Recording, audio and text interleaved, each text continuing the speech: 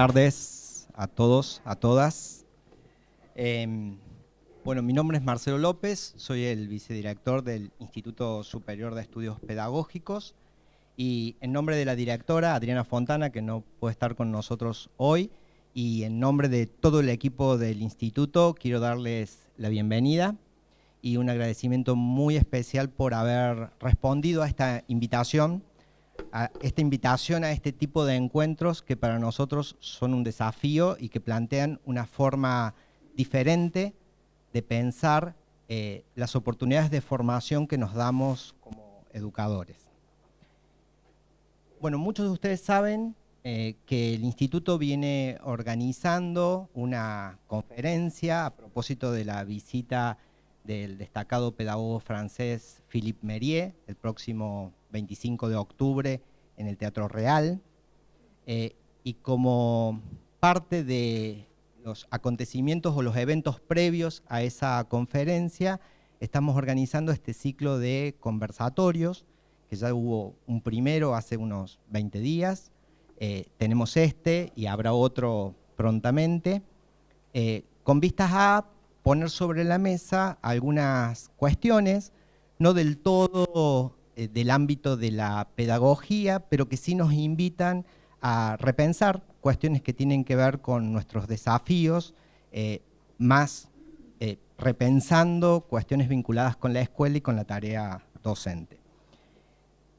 Este conjunto de eventos los hemos llamado diálogos sobre pedagogía a propósito de los límites de la ciencia, la tecnología y la educación. Justamente retomando que la palabra diálogo expresa ese poner sobre la mesa discursos de diferentes disciplinas, en este caso de la ciencia, la tecnología y la educación. Y por eso justamente invitamos a diferentes especialistas a participar de estos conversatorios. En este caso, bueno, Víctor Rodríguez, que muy gentilmente ha aceptado la invitación a participar en esta conversación, y que además, bueno, quiero agradecer en nombre del instituto y también en el nombre personal mío, porque el modo en el que él ha acogido esta invitación y que ha respondido realmente nos alegra muchísimo y nos abre muchas perspectivas de diálogo en función de su especialidad. Lo presento a Víctor. Después de esa presentación voy a comenzar yo a entrar en tema y luego Víctor va a retomar algunas referencias antes de que podamos establecer el diálogo, ¿no? Porque la idea de estos encuentros es la conversación y por eso mismo nuestras intervenciones no van a ser muy largas ni tampoco van a pretender cerrar nada, ¿no, Víctor? Creo.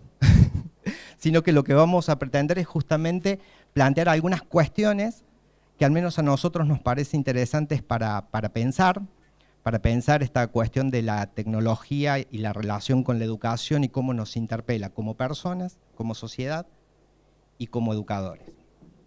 Bueno, les cuento un poco de Víctor. Víctor ha sido profesor titular de Epistemología de las Ciencias Naturales en la Escuela de Filosofía de la Facultad de Filosofía y Humanidades de la Universidad Nacional de Córdoba. También ha dictado la Cátedra de Filosofía de la Ciencia e Historia de la Ciencia en esa misma unidad académica. Actualmente es profesor emérito de la Universidad Nacional de Córdoba por la Facultad de Filosofía y Humanidades, dirige proyectos de investigación, tesis de doctorado y de maestrías en varias universidades nacionales. Dicta y ha dictado cursos de posgrado en diferentes instituciones del país y realizó tareas de investigación en universidades del extranjero. Fue director del Centro de Investigaciones de la Facultad de Filosofía y Humanidades, presidente de la Asociación Filosófica Argentina, se desempeñó como asesor de la Comisión Directiva de la Unión Internacional de Historia y Filosofía de la Ciencia en la División de Lógica, Metodología y Filosofía de la Ciencia y como vicepresidente de la Asociación de Filosofía e Historia de la Ciencia del Cono Sur. Sus investigaciones, por los nombres que hemos dado antes puede deducirse, se centran en temas de filosofía de la ciencia. También Víctor ha recibido el premio CONEX Platino 2006 por su destacada labor en el área de lógica y filosofía de la ciencia. Y a propósito de esto último, digo, uno podría pasarse más tiempo hablando de la extensa trayectoria de Víctor, pero me gustó seleccionar a partir justamente de esto del premio Conex 2006, un fragmento que está publicado en la página web de la Facultad de Filosofía y Humanidades cuando hacían una nota sobre el premio Conex, y que me pareció interesante y que al menos yo creo que nos invita a conocerlo a Víctor más allá de esos antecedentes formales que acabo de leer. La editorial de la Facultad de Filosofía y Humanidades decía de Víctor esto, digo, toma un pequeño párrafo, ¿no? Decía muchas más cosas. Dice, habitante de los márgenes de la academia. En su currículum sobresale un dato, nunca obtuvo un título universitario. Sin embargo, su carácter autodidacta y una particular concepción del trabajo y el esfuerzo fueron marcando sus pasos zigzagueantes por el mundo universitario. Según él, no todo es inspiración. Es importante que la gente aprenda a transpirar, dice. Luego, es necesario tener una actitud abierta para recibir críticas. Estas palabras sintetizan de algún modo, dice el editorial en esa época, las bases sobre las cuales asienta su trabajo. Y quise seleccionar otro pequeño fragmento a propósito de que le preguntan en esa entrevista a Víctor sobre esta cuestión de su formación y la titulación universitaria, y textualmente Víctor responde. Y me acaba de confesar que hoy respondería lo mismo, ¿no? Dice, yo estudié con mi cabeza, más con mi cabeza que con las instituciones, a pesar de que las respeto enormemente. No soy estrictamente un autodidacta, porque le debo mucho a mucha gente, en especial a las instituciones. Solo traté de respetar el hilo personal de mis procesos intelectuales. Esa selección ha sido solamente para presentarles a Víctor, que ahora en un ratito nos va a compartir su exposición para iniciar la conversación. Yo siguiendo con la presentación o la apertura de este conversatorio, quería comentarles que para nosotros el ciclo de diálogos tiene que ver con esto, ¿no? Con plantear contrapuntos entre diferentes discursos que provienen de diferentes ámbitos. Sin embargo, el modo de hacerlo nos ha parecido más pertinente el de la conversación, ¿no? Y esto remitiendo al sentido, a la etimología de la palabra, ¿no? que tiene el prefijo con, que implica reunión, el verbo versare, que quiere decir girar, girar en torno a, dar vueltas, y el sufijo tío, que significa acción y efecto, por lo que el sentido más original que tomaríamos de la palabra conversación es la acción y efecto de reunirse o dar vueltas en torno a algo, a alguna cuestión.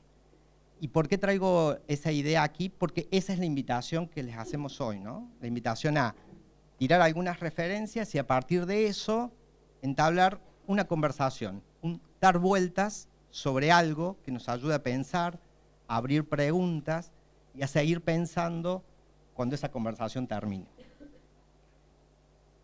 A propósito de esta idea de la conversación y de cómo consideramos a ese otro que viene con otros sentidos o que discute desde otro lugar que a veces es difícil de captar en un primer momento, me parecía que para comprender este sentido traigo una cita que me gustó mucho y que la venimos compartiendo en algunos encuentros del ISEP, y que es de Gilles Deleuze, y que en realidad hace referencia a la relación entre un lector y un autor, ¿no? Podríamos escaparnos de esa referencia entre el lector y el autor y hablar simplemente de ese vínculo entre dos que establecen una conversación. Dice Deleuze en un texto dedicado a Foucault: confíen en el autor que estudian. ¿Pero qué significa confiar en el autor? Quiere decir lo mismo que tantear, que proceder por una especie de tanteo. Antes de comprender bien los problemas que alguien plantea, hace falta rumiar mucho, dice. Hace falta agrupar mucho, reagrupar las nociones que están inventando. Hace falta mandar a callar a uno mismo, a cualquier precio, las vías de la objeción. Las vías de la objeción son las que nos dirían demasiado rápido, pero aquí hay algo que no va. Confiar en el autor consiste en decirse, no hablemos demasiado rápido, dejémoslo hablar. Hay que dejarlo hablar a él antes que saber el sentido que da las palabras. Dice, no hablemos demasiado rápido, dejémoslo hablar. Hay que dejarlo hablar a él antes de saber el sentido que da las palabras. Hace falta efectuar una especie de análisis de frecuencia sensible a las frecuencias de las palabras, de ser sensible a su estilo propio, ser sensible a sus propias obsesiones. Me parece que esta cita, que de algún modo nos plantea esa especie de suspensión que cada uno produce respecto de los sentidos que le otorga al mundo, a las cosas que se ponen en juego en una conversación, para poder hacerse de los sentidos que el otro plantea, nos parece que es un principio muy interesante para pensar la conversación. Y no solo, como decía al principio, como lo plantea estrictamente Deleuze, la relación entre un lector y un autor. Por eso lo traía a propósito de comentar esta cuestión de el formato que hemos elegido de conversación. Ahora un poquito ya para entrar en el tema, este tema al que los hemos invitado hoy, que tiene que ver con poner en relación las ciencias de lo artificial y sociedad, y que vamos a retomar la idea de Frankenstein, ¿no? Porque, a ver, una pequeña introducción sobre eso, tiene que ver con que esta serie de eventos que van a concluir con la visita de Philippe Mériès, que ustedes saben que hay un texto de Philippe Mériès muy reconocido, que es Frankenstein educador, que a lo mejor muchos de ustedes ya lo han leído varias veces, donde plantea una hipótesis muy provocativa respecto de pensar cuánto hacemos en educación por el intento de fabricar personas, ¿no? Y entonces toma la fabricación, el mito de la fabricación que abre la novela de Mary Shelley en torno a el doctor Víctor Frankenstein, que a propósito, Víctor, no, claro.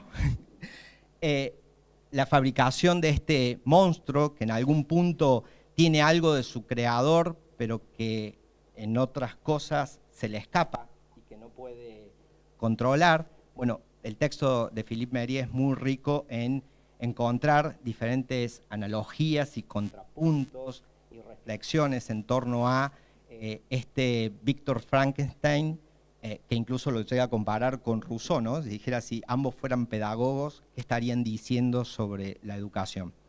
Digo, a propósito de eso, y también a propósito de que en 2018 se cumplen 200 años de la publicación de la novela de Mary Shelley, que tuvo su primera publicación en 1818 en Londres. A propósito de eso, porque también viene muy a cuento de la historia, el mismo Mériès selecciona una crítica que se hacía en esa época a la primera publicación del libro. Aparece una crítica en una revista literaria muy conocida en Inglaterra que dice: esta clase de escrito que no inculca ninguna lección de conducta, de modales ni de moralidad, no puede enmendar y ni tan solo divertirá a sus lectores a menos que tengan el gusto tristemente vaciado. Me gustó esta cita, esta crítica, digo, que hacen al libro, porque también conlleva una idea de lo que puede aportar, lo que podría aportar el texto en términos de pensar algo sobre la educación, ¿no? Pero que justamente la crítica va en el sentido diametralmente opuesto a lo que hace Mériès con la obra de Mary Shelley. Lo que queríamos empezar tomando como una primera cuestión tiene que ver con una relación que me gustaría empezar poniendo sobre la mesa acá, que tiene que ver con esta cuestión de fabricar personas, ¿no? Así como aparece la fabricación del monstruo por Víctor Frankenstein. Utilizar máquinas para enseñar. Voy a leerlo, voy a decirlo brevemente para que nos vayamos haciendo ideas a qué podríamos estarnos refiriendo, ¿no? Fabricar personas, utilizar máquinas para enseñar, aprender de las máquinas que fabricamos y fabricar máquinas que aprenden. ¿Sí? Vamos a tratar de ir tomando algunas referencias a cada una de estas cuestiones. Retomando el mito de la fabricación, Mériès en el texto va a empezar diciendo algo sobre esa cuestión, ¿no? Dice, fabricar un hombre, si pensamos en ello, es ya tan tremendo como la misma formulación. Pero hacer un cuerpo con trozos de carne, eso ya sí resulta insoportable. Y sin embargo, también es una tarea cotidiana, la de cada vez que nos proponemos construir un sujeto sumando conocimientos, o hacer un alumno apilando saberes. Fabricar un hombre es una cosa rara, que nos inquieta lo suficiente para que la novela de Mary Shelley tuviera el éxito que tuvo. Sobre esa cuestión de la fabricación, vamos a pensar un poco, o vamos a retomar con el propio Philippe Mériès, qué entiende por educación, o qué relación hace entre educación y fabricación, ¿no? Y para eso voy a tomar otra cita textual del libro. Mériès habla de dos dimensiones en educación que llama poiesis y práctica, ¿no? La poiesis más ligada a la fabricación justamente, y las define así. Voy a tomar 3 fragmentos que me parecen como interesantes para dejar planteado. Él define poiesis, dice que se caracteriza por tratarse de una fabricación que se detiene cuando alcanza su objetivo. A mí me gustaría como leerlo breve y que nosotros pensemos qué cosas aparecen acá que tienen que ver con lo que hacemos en las escuelas, en las aulas, cuando escribimos proyectos, ¿no?, educativos. Entonces dice que esa fabricación se detiene cuando alcanza su objetivo. El objeto que se propone como fin impone que entren en juego unos medios técnicos, unos saberes, unos saber hacer, unas capacidades y competencias que generan un resultado objetivable y definitivo, desgajado de su autor, el cual ya no vuelve a tocarlo. ¿Les trajo algunas imágenes? ¿No? Yo, por ejemplo, me traía algunas vinculadas con, vieron cuando escribimos un proyecto y ponemos una carrera, por ejemplo, y ponemos perfil del egresado, ¿no? Si eso no suena a producto terminado, no sé qué sonaría, pero la verdad que uno empieza a pensar esas cosas. No es que vamos a salir de acá y vamos a patear todo, ¿no? Pero al menos para empezar a pensar qué dentro de lo que hacemos tiene que ver con esto. Por el contrario, dice, la praxis se caracteriza por ser una acción que no tiene más finalidad que ella misma. Aquí ya no hay ningún objeto a fabricar, ningún objeto del que se tenga una representación anticipada que permita su elaboración y lo encierre, en cierto modo, dentro de un resultado.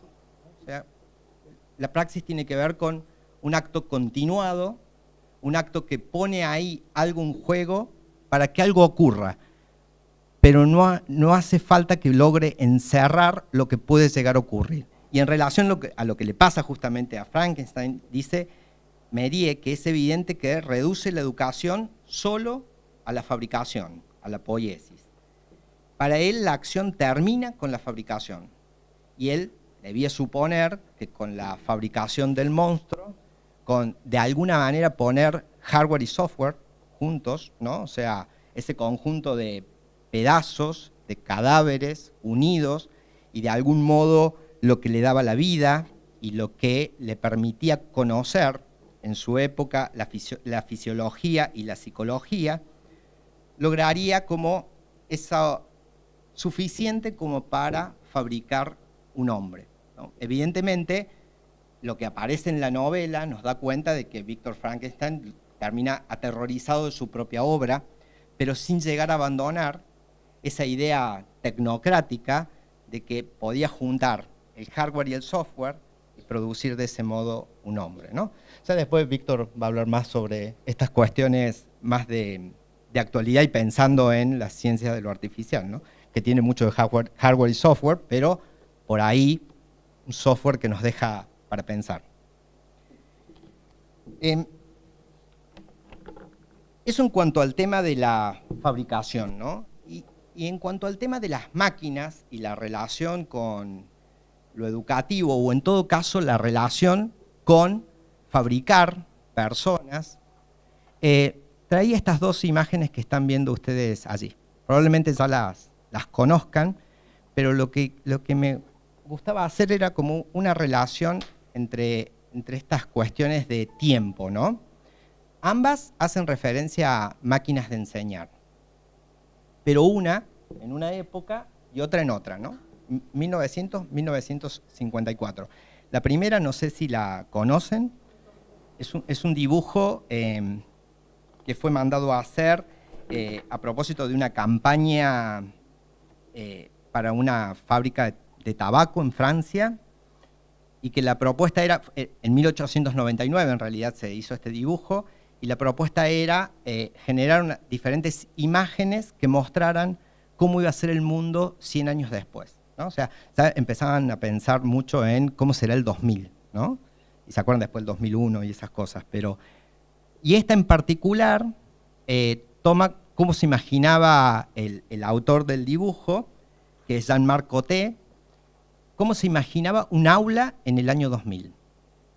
Fíjense que el aula es el aula, digamos, pero lo fundamental ahí aparece como en términos de eficiencia de enseñar, ¿no? Aparece esta máquina que sin demasiado trabajo mete cosas que tienen que ver con esos libros que procesa en la cabeza de los chicos, ¿no? Y aparece como esta idea de qué modo hacemos más eficiente la tarea de la transmisión de contenidos. Y en algún punto aparece esta máquina también muy ligada a la idea de fabricación. En la otra imagen, esta era ciencia ficción, ¿está bien? O sea, alguien que se imaginaba cómo sería. La segunda no es ciencia ficción. La segunda, ¿saben qué es? ¿Alguien sabe qué es la segunda imagen? ¿La han visto antes? La segunda es un niño, ninguna novedad, en un pupitre. Parece un aula, ¿no? Tiene pinta de aula ese lugar donde está el niño. Y lo que tiene sobre el pupitre es la máquina de enseñar de Skinner. ¿Sí? O sea, hablamos 1954, 50 años después de esta imaginación de Jean-Marc Coté, Skinner produce una máquina de enseñar, ¿no? Les voy a recomendar que vean el video grabado, ahora es un video, sería un celuloide en esa época, grabado por el propio Skinner contando las bondades de su máquina de enseñar. No tiene desperdicio, pero además no tiene desperdicio para poner a Skinner, que uno lo pone ahí en el conductismo, y poner en vínculo cosas que dice que nos suenan a cosas que las escuchamos en el constructivismo, ¿no?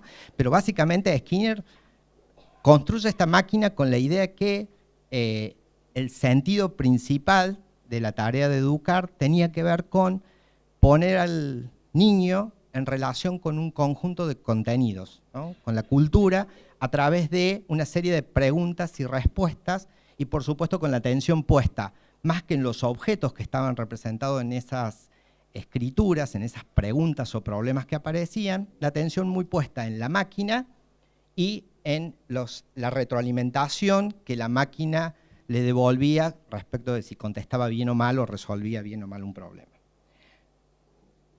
Pero la idea de traer estas dos imágenes no era meternos con analizar Skinner, constructivismo, conductismo, sino la idea justamente era mostrar cómo a lo largo del tiempo esta idea sobre máquinas para enseñar aparece, ¿no? Y en algún punto, si uno toma hoy, y esta es otra invitación, no lo vamos a hacer acá porque ya le contamos que la idea acá es abrir preguntas y posibilidades, pero si tomamos diferentes apuntes o textos que hablen de tecnología educativa, con la diferencia que son máquinas mucho más modernas, digitales, etcétera, por allí también hay los mismos planteos, ¿no? De qué modo aparecen las tecnologías como máquinas para enseñar o como otro tipo de cosas. Y eso nos abre una pregunta para el caso de las tecnologías de la información y la comunicación en la escuela, ¿no? Más allá de las otras tecnologías escolares.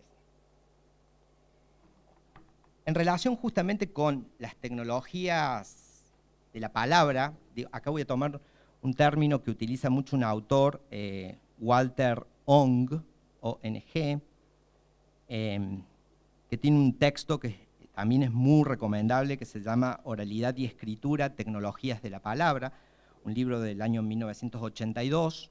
Bueno, en esta cuestión de escribir las relaciones entre oralidad y escritura, con una descripción de acontecimientos, hechos que se han ido produciendo a lo largo de la historia y que han ido poniendo en relación esta oralidad y escritura. Él toma un fragmento que pone en cuestión cómo era considerada la escritura como tecnología de la palabra. Digo, nos estamos volviendo muy atrás, ¿no? Ya no estamos hablando de una máquina como la de Skinner, ni estamos hablando de computadoras, estamos hablando de la escritura misma como tecnología. Pero lo que hace Walter Ong es tomar algunas referencias alrededor del siglo XI o el siglo XII en relación a cómo la escritura era considerada como tecnología en esa época. Pero antes que eso, y me había salteado un ejemplo, antes que eso, una referencia mucho más antigua la encontramos en Platón, escribiendo sobre Sócrates, en un fragmento del Fedro de Platón, estamos hablando de 370 años antes de Cristo, en el cual, bueno, en la anécdota, Sócrates, escrito por Platón, ¿no? Claramente, le cuenta a unos discípulos sobre una anécdota de un diálogo entre deidades en Egipto. Y a propósito de eso, les voy a mostrar un fragmento muy cortito de 1 minuto y algo de una película de Rossellini del año 1970, que se llama Sócrates, que también, por supuesto, se las recomiendo, está en la web, la encuentran, pero acá vamos a ver solamente 1 minuto en el cual Sócrates cuenta esta anécdota. ¿Sí? Está en italiano, pero subtitulada en español, espero que se vean los subtítulos, porque en realidad nos importa mucho lo que Sócrates dice ahí, o mejor dicho, lo que Platón le hace decir a Sócrates. Pensavo ad una favola che si racconta in Egitto. Un demone di nome Teute andò a trovare il re Tamus per metterlo al corrente delle arti che aveva inventato ed invitarlo a farne partecipi gli egiziani. Gli parlò della numerazione, del calcolo, della geometria, dell'astronomia, del trick-track e dei dadi, e poi arrivò alla scrittura. La pratica della scrittura, disse il demone, svilupperà la conoscenza e rinforzerà la memoria dei tuoi sudditi. Questa è la mia più bella invenzione, ed essa vi porterà alla scienza. Benissimo, disse il re, ma se tu, Teute, sei capace di creare delle nuove arti, io sono capace di prevedere cosa succederà se si praticassero. Posso dunque dirti che la scrittura darà un risultato completamente diverso da quello che immagini. Gli uomini, confidando nella scrittura, non ricercheranno più i loro ricordi nel profondo di loro stessi, tralasceranno ad affidarsi alla memoria e perderanno così molto del loro sapere. Invece di cercare di esprimersi con pena e calore, citeranno dei testi con eleganza. Ma cosa si potrà rispondere a delle citazioni? Tu contrapponi dunque il discorso vivo, vibrante alla parola, agli scritti, che sono un'immagine di discorso? È proprio così. Si potrebbe credere che gli scritti parlino intelligentemente, ma prova a interrogarli, non faranno che ripetersi. Scritti, i discorsi passano indifferentemente da una mano all'altra, senza saper distinguere il più sprovveduto da uno intelligente. E se gli scritti attaccano, se ti accusano ingiustamente, non puoi in nessun modo far loro intendere ragione. Ma perché tutti questi pensieri, Socrate? Perché un'accusa scritta è stata posta contro di me alla porta dell'Arconte Re. Contro di te? E l'hai vista? No. Bueno, no sé si alcanzaron todos a leer más o menos, ¿no? Pero básicamente el diálogo tenía que ver con esta deidad que presenta diferentes invenciones, ¿no? La geometría, el cálculo, etcétera, pero cuando llega al punto de la escritura, que lo considera una belleza y un desarrollo tecnológico muy importante, el otro le contesta, bueno, está bien, vos podés decir qué inventaste, pero yo puedo decir cuáles son las consecuencias de esa invención. Y cuando uno lee ahí las consecuencias negativas, en este caso, de esa invención, como que los hombres iban a perder la memoria, como que ese sentido que se transmite ahí iba a aparecer separado del que lo produce, y entonces no había modo como de evaluar de quién viene, digamos.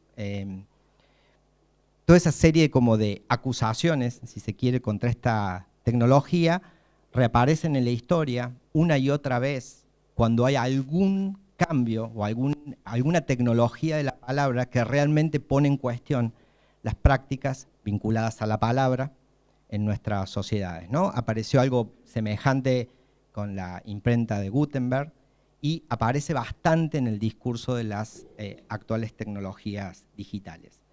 Pero digo, esto era año 370 a.C., y entonces ahora me vengo a 1500 años después, ¿no? Con una referencia que toma Walter Ong en su texto. A esta la voy a leer, no va a video, pero la voy a leer porque me parece muy interesante en relación a cómo 1500 años después de esa crítica a la escritura seguía siendo objeto de desconfianza, ¿no?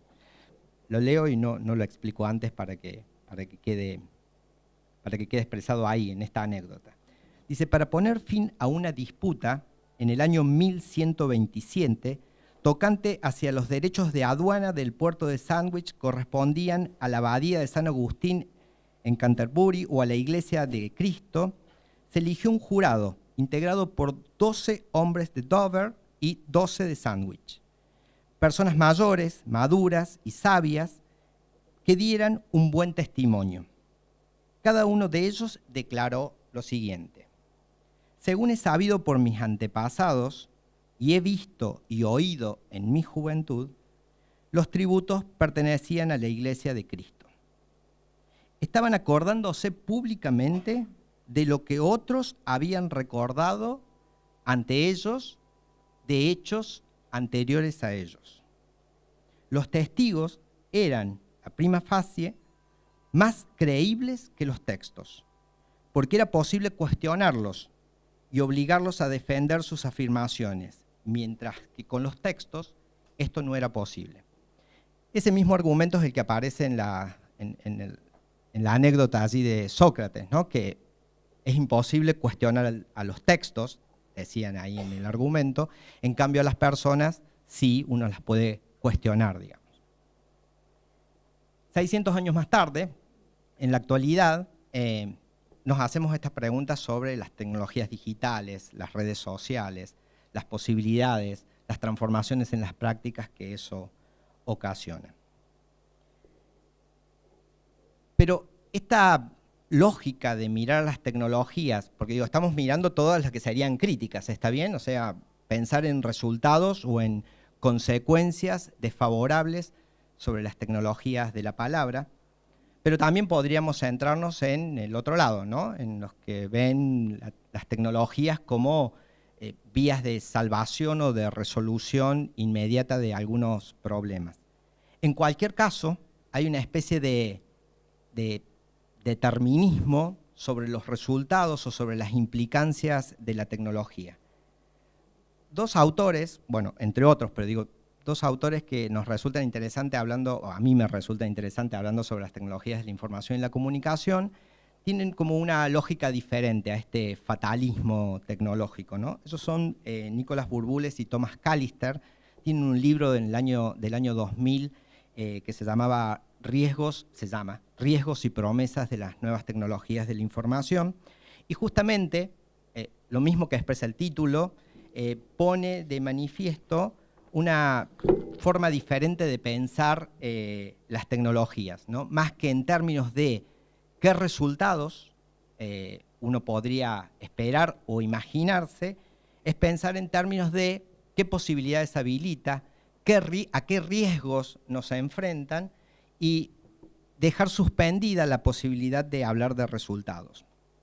En relación con las tecnologías, les comparto un fragmento de ese texto de Burbules y Callister, que dice, las herramientas pueden tener ciertos usos y finalidades establecidas. Él está poniendo en cuestión el concepto de herramienta desde un lugar más instrumental, ¿no? Que sirve para resolver una tarea, pensando en las tecnologías de la información. Dice, pero con frecuencia adquieren otros usos previsibles y generan nuevos efectos. Esto sugiere que nunca las usamos sin que ellas a la vez nos usen. Nunca aplicamos tecnología para cambiar nuestro medio sin ser cambiados nosotros mismos. En ocasiones de manera reconocible, otras veces en forma totalmente irreconocible e imprevista. La relación de las personas con la tecnología no es instrumental y unilateral, sino bilateral. Por eso la llamamos un vínculo relacional.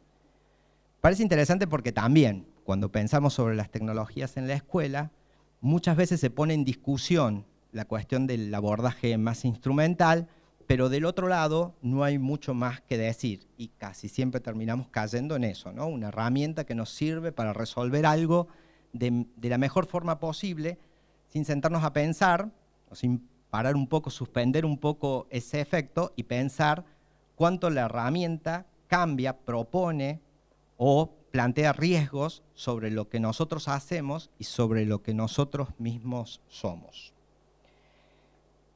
No más referencias que esas, le quiero ceder la palabra a Víctor, pero sí compartir que por allí la selección de estas referencias muy arbitraria y por allí desconectadas o aparentemente desconectadas, tienen que ver con mostrar que la anticipación de resultados para evaluar las tecnologías, para evaluar el impacto social de las tecnologías o el impacto educativo de las tecnologías en la escuela, parece ser un fracaso, ¿no? O sea, pensar en los resultados nos lleva a cosas como esta, de decir que la escritura nos iba a disminuir nuestra condición humana, nuestras posibilidades de memorizar, de transmisión oral. Es cierto que hay algo que cambia, ¿no? O sea, y hay algo que queda atrás y hay otra cosa nueva que se produce. Pero lo que sí es cierto es que en un momento determinado, frente al desarrollo de unas tecnologías, es bastante difícil decir qué va a pasar en términos de resultado. Y una vez más, como le pasa a Víctor Frankenstein con su monstruo, hay algo de ese futuro o de esas consecuencias que se le escapa. Y si se le escapa, por allí es necesario pensar para analizarlas desde otro lugar, ¿no? Capaz que de los riesgos y las promesas. Pero para seguir entonces, vamos Víctor con tu parte y después abrimos un poco el diálogo. Buenas tardes, es un gusto estar acá. Y no lo digo porque sí, sino porque me parece que es una muy linda actividad el tratar de dialogar a veces con otros ámbitos, con otras comunidades, y uno muchas veces vive un mundo muy, muy encerrado, en un pequeño grupito de gente con la cual dialoga y colabora diariamente, pero no siempre está esta posibilidad. Le agradezco a Marcelo por esta invitación. Como él sabe, yo he hecho un intento de trabajar con el Ministerio de Ciencia y Técnica de la provincia, dando charlas, talleres, qué sé yo, en un montón de localidades de la provincia de Córdoba. Y la verdad que el resultado ha sido excelente. Ha sido excelente porque me parece que hay gente que vibra en todos lados, y bueno, uno mínimamente trata de compartir algunas cuestiones. La primera observación es en broma, por supuesto, pero yo todavía primero soy una persona, como ustedes ven, de la Guardia Vieja. Ese es un punto importante, no secundario, digamos. Entonces, yo todavía me confundo entre conservatorio y conversatorio. A tal punto que le pregunté a mi hija hace algún poco tiempo atrás, a raíz de otro conversatorio que había en la universidad, que venía alguna persona más o menos distinguida, qué sé yo, de afuera, de cine, etc. ¿Qué quiere decir esta palabra? Porque yo no la entiendo muy bien, no sabe lo que es dialogar, en fin. Entonces yo vine a conversar acá. Ese es el punto. Así que no esperen una conferencia, ¿sí? Me gustaría más, al contrario, una devolución simplemente de acuerdo con las reglas de juego que acepté y con gusto, que me dio Marcelo, he tratado de pautar un poquitito el ámbito en función de el título de ese libro y del autor de ese libro, y de alguna manera cómo eso repercute en nuestra situación actual. Y en la división del trabajo, con Marcelo yo creí conveniente dedicarme a lo que está pasando hoy con este mundo, ¿no? Entonces, le voy a tirar algunos flashes muy, muy breves, y después espero que eso dispare algo y haremos un ping-pong de vuelta. Esa es la propuesta. No sé si tendrá éxito o no, pero esa es mi propuesta. ¿Por qué ciencias de lo artificial? Quizás la palabra no es muy importante. Yo no, créame, a pesar de que vengo de filosofía, pero he dedicado gran parte de mi vida activa a la física y a la matemática. He trabajado en astronomía. O sea, mi ámbito ha sido mucho relacionado con las ciencias naturales y hasta hoy sigue siendo eso. Así que, bueno, pero me he ganado el sueldo para vivir en la Facultad de Filosofía durante, no sé, un montón de décadas. Así que, de alguna manera, le debo muchísimo al ambiente de los filósofos de distintos lugares, no solamente de acá del país. Digo esto porque es importante ver la pluralidad de enfoques que hay respecto de muchos campos que son intrínsecamente complejos, son intrínsecamente realmente sofisticados y tienen ramas colaterales que a veces uno no imagina. Yo tomé esto del artificial cruzado con inteligencia artificial, pero en el diálogo podemos extendernos a otros campos, y hice la aclaración previa en función de esto. Yo no soy un experto en inteligencia artificial. Lo que he sido es un buen chismoso en inteligencia artificial. Y muy motivado por esos campos, tuve la suerte de poder contactarme con algunas cuantas personas que hicieron sus aportes en algunos otros centros de otros lugares. Y que, bueno, a mí personalmente me ha resultado muy, muy interesante. A varias de esas personas yo logré traerlas al país para que nos dieran seminarios sobre inteligencia artificial y afines. Ahora el campo se ha extendido mucho al ámbito de la vida artificial también, no es solamente inteligencia, sino vida, hay un poco más de ambiciones. En ese campo hay muchísima gente trabajando y se ha dividido en muchas ramas eso. Hay biología sintética, hay ingeniería genética, hay variantes de forma de trabajar el genoma humano y otros. Entonces es un campo muy, muy loco hoy. Y frente a eso, a mí me resultó muy interesante la pregunta de qué sería Frankenstein hoy. Digamos, ¿qué está haciendo Frankenstein hoy en nuestra situación actual? Marcelo mencionó hace un ratito HAL, el 2001, dice, el espacio, lo dijiste al pasar, pero la computadora, si ustedes vieron la película, la famosa película 2001, dice el espacio, la computadora por ahí tiene ciertos comportamientos raros. Todo eso ha dado mucha literatura. Ha habido mucha gente que ha trabajado sobre las posibilidades de eso.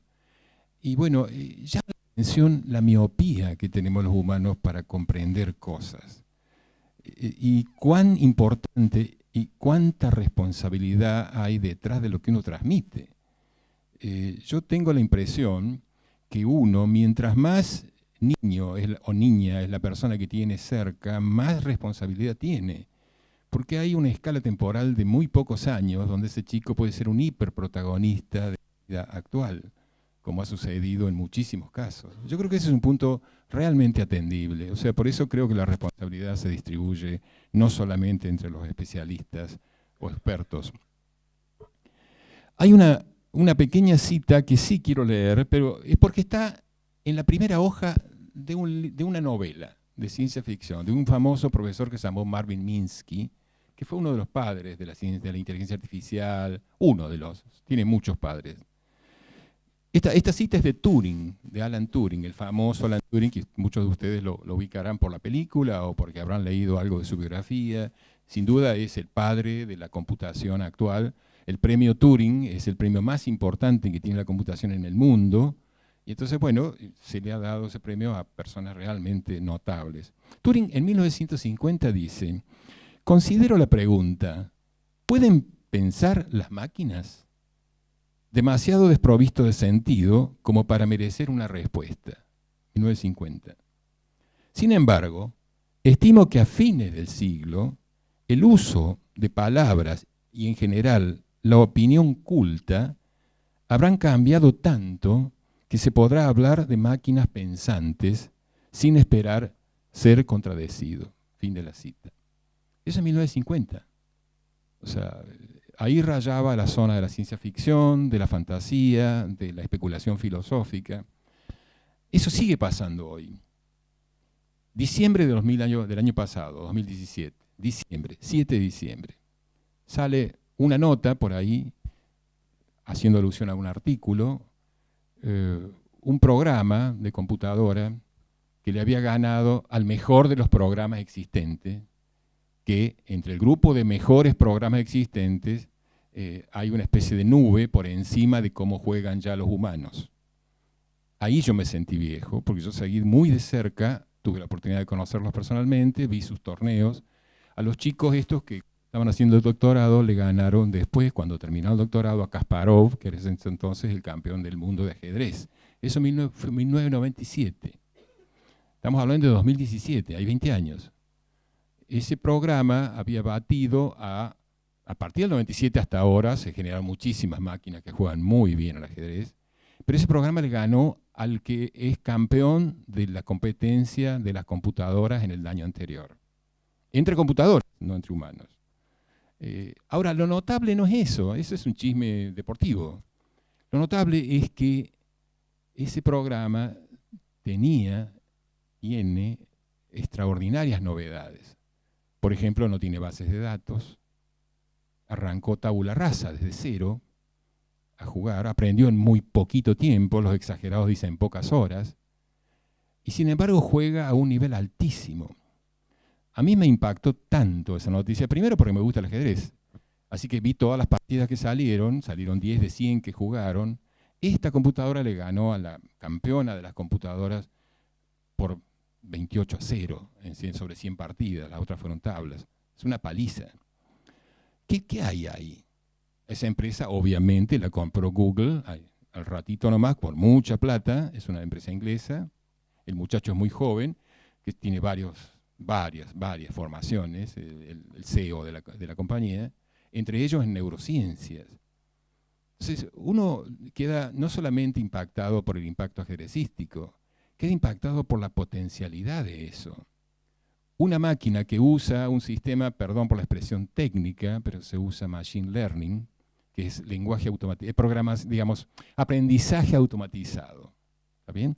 Y dentro del aprendizaje automatizado usan una variante muy sofisticada ahora, pero muy, muy avanzada, aún en Córdoba, que se llama Deep Learning. En Córdoba ya hay mucha gente que está acercándose a esto. Epa, ¿qué pasa acá? Eso despierta todas esas inquietudes. Y las inquietudes no son de un grupo como nosotros, que no sabemos nada del tema, sino las inquietudes son del gobierno de Estados Unidos, de una serie de lugares importantes en el mundo donde esto dice, ojo, ¿qué está pasando con la inteligencia artificial? Es una pregunta muy ligada a lo que puede ser, ¿qué está pasando con el Frankenstein hoy? Yo no voy a entrar, al menos que haya alguna pregunta dirigida y pueda eventualmente responderla. Créanme que le dediqué todo el verano a esto. No me fui de vacaciones, pero no por esto, no me fui por motivos personales, pero lo concreto es que me dediqué todo el verano a estudiarlo, a ver qué había. Agarré el paper original que salió y traté de ver, porque la apuesta era muy simple. ¿Cuánto va a tardar esto para entrar en la ciencia contemporánea, fuera del ajedrez? Mi apuesta fue errada.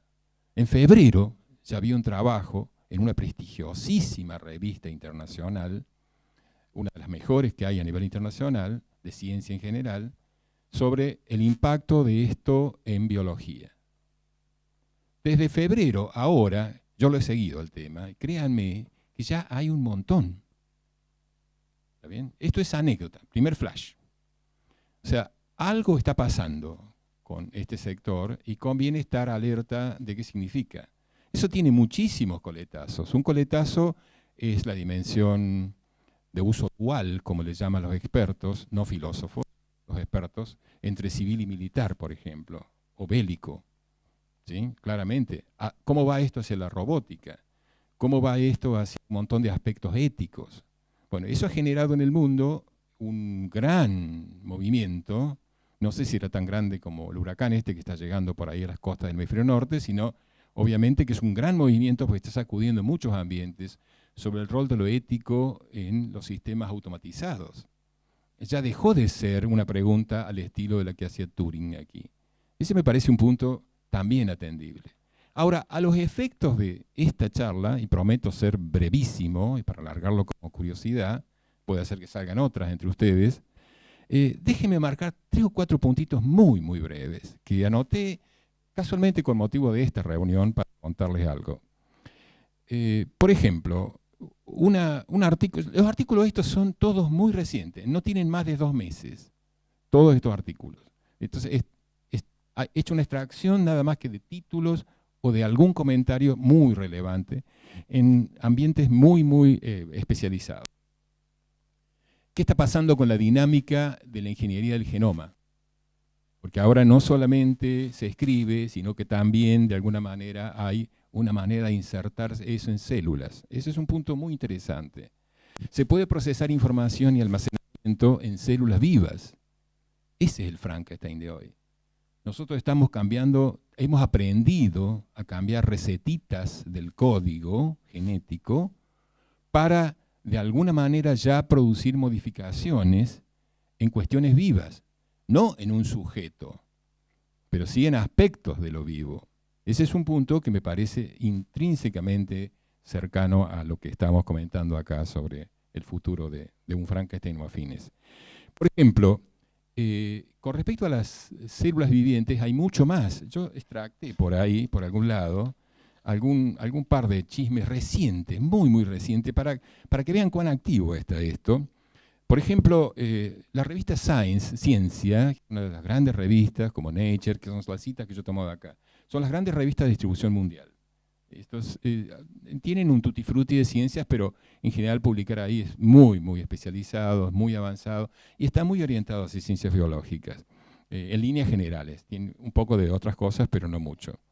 Hay un dato que está, me parece a mí, bastante bueno, que por ahí aparece algo respecto de cómo insertar prótesis en el organismo, supongamos humano, puede mejorar algo de calidad de vida. Por ejemplo, una retina de grafeno. Por ejemplo, cómo hacer para corregir algo para que incida en una toxina en la sangre. Cómo hacer para controlar la forma como cicatriza un tejido.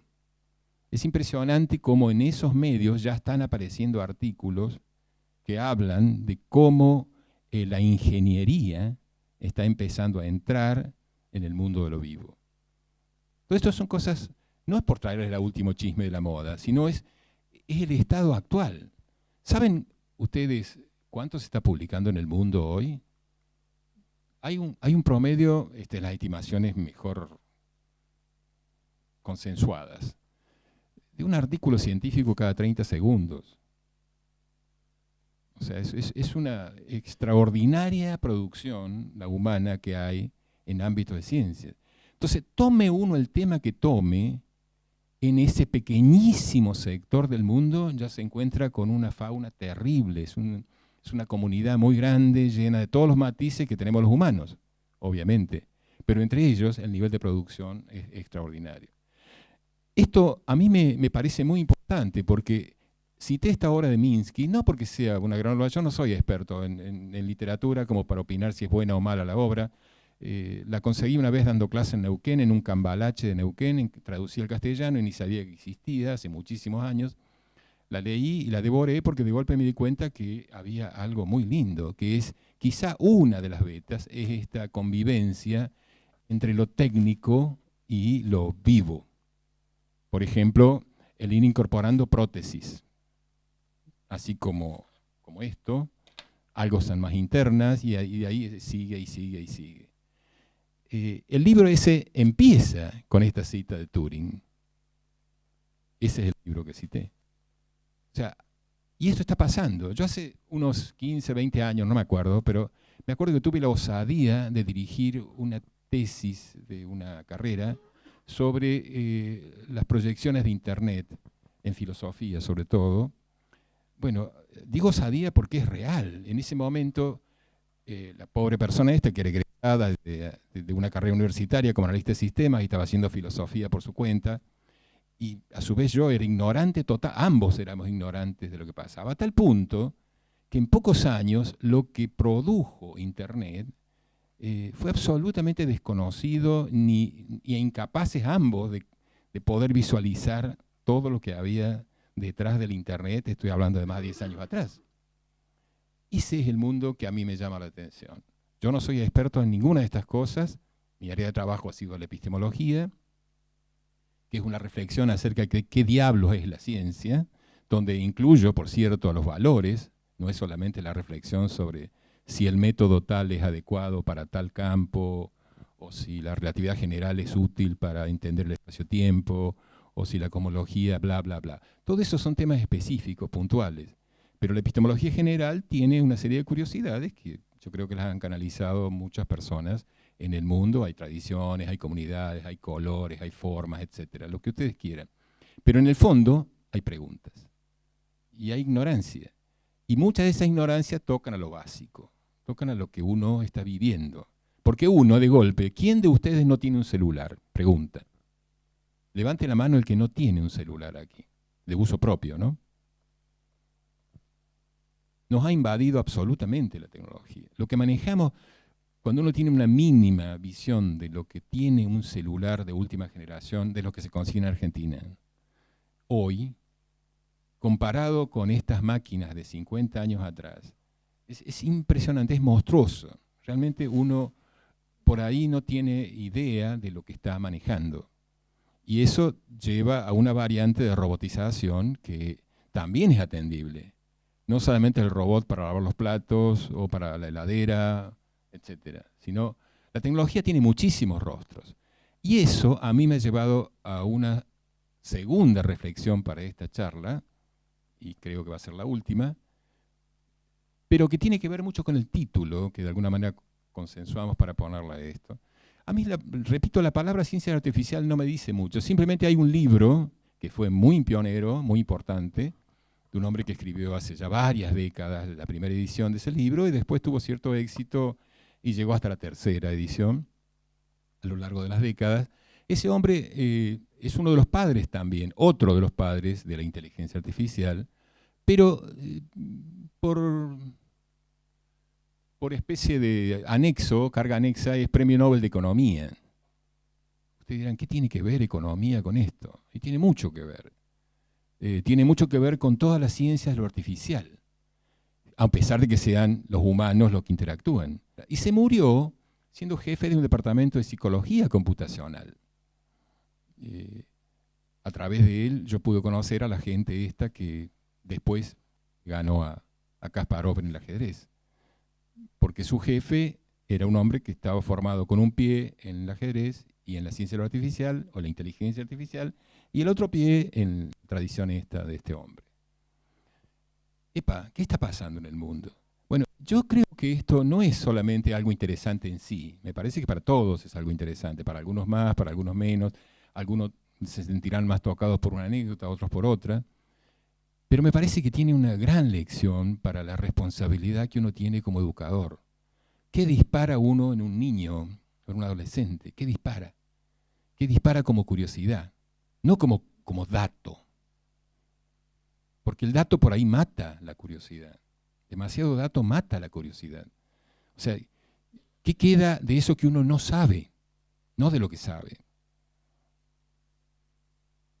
Yo he tenido siempre un inmenso respeto por las matemáticas, pero no he encontrado muchos matemáticos a lo largo de mi vida que den mucho más importancia a lo que no saben que a lo que saben. A veces uno está más acostumbrado a un estilo de demostrar, de probar, de transformar en evidente algo, que detrás de esa evidencia hay un terrible enigma. Yo creo que este campo es menos enigmático, pero por ignorancia de las especificidades, el campo del Frankenstein hoy. Yo no sé cómo incide ese mecanismo artificial en una toxina o algo en relación con la sangre. no sé cómo va a incidir esto en una célula de tal tipo porque he logrado modificarle el código genético y meterlo dentro de la célula. Lo que sí veo es que un estilo que en la expresión en inglés la traduzco es solamente escribir, acá es escribir y también hacer. Porque ya hoy la ingeniería se ha metido, no es solamente descifrar qué nos dice el genoma, por ejemplo. Ese es el estado, en mi opinión, del Frankenstein de hoy. O sea, esa sería la idea más general.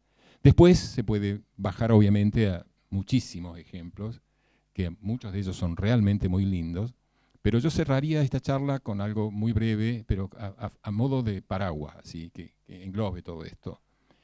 Creo que, llamémosle A, B, C, tecnología, ciencia artificial o lo que sea, me parece que lo que se nota es la notable complejidad creciente de muchos de estos campos, y frente a ello hay muy pocas estrategias humanas. Una es la estrategia de avisorar futuros.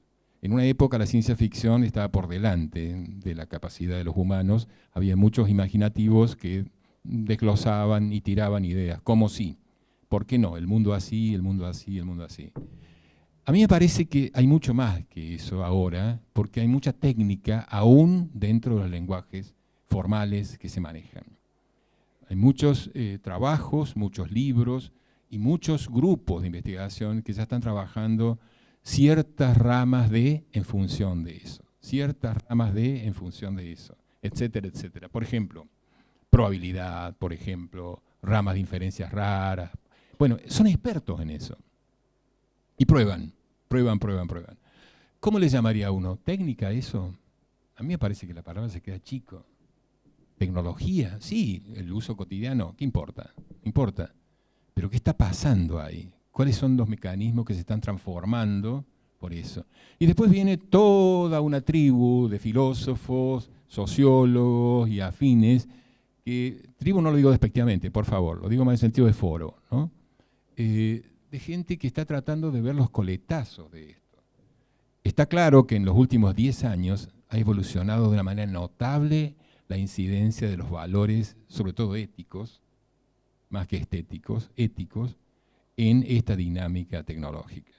Hoy hay ya sendas comisiones. En alguna charlita previa a esta reunión mencioné al pasar cuánto hay escrito sobre la ética de los robots. No son solamente las 3 leyes del gran escritor de ciencia ficción y también científico de alguna manera, pero fundamentalmente un gran escritor científico como fue Isaac Asimov y sus leyes de la robótica, digamos. Entonces, eso sí es literatura común. Pero, ¿cuánto hay que trabajar para entender la dimensión normativa, prescriptiva, no solamente descriptiva de este mundo? Creo que ese es un desafío que nos toca a todos. Seamos educadores, no seamos educadores, me parece que nos toca a todos. Porque somos prisioneros de técnicas instrumentadas en objetos, como puede ser un celular o un televisor. En la época en que se descubrió a través de la física cuántica, que es un capítulo bellísimo de la historia de la ciencia del siglo pasado, que se podía hacer algo con el estado sólido, en particular circuitos, transistores, circuitos integrados, demás. Uno no imaginaba que eso acá era que uno hace zapping a la noche y cambia el canal y ve otro programa. La eficiencia de eso nos ha metido en un mundo cada vez más extraño, pero cada vez más eficiente. ¿Qué significa eficiente? Bueno, cuidado. Puede ser eficiente para un lado o para el otro. No tiene por qué ser necesariamente de uso bélico. La eficiencia puede llevar también por desconocimiento a un ámbito que uno no sabe qué va a pasar. Eso pasó mucho en la historia del siglo pasado, cuando se empezaban a hacer experimentos con la física nuclear. No se sabía hasta dónde podía seguir una reacción en cadena. Hay mucha ignorancia sobre ese tipo de cosas. Después se va controlando el ambiente, etcétera, pero al principio uno no sabe qué va a pasar. Y eso está pasando en muchísimos campos, no en uno. Los más famosos son estos que cito, pero está pasando en muchos campos menores. Hasta el lugar que tienen los lenguajes, que es lo que terminó Marcelo y voy a terminar yo también, en esta práctica. Porque si esto es una forma de conversar, usamos un lenguaje. El lenguaje no es técnico, por cierto, pero las preocupaciones son reales. Nos tocan a nosotros como seres humanos. Ese es mi pequeña, digamos, el pequeño desafío para para el diálogo. Muchas gracias.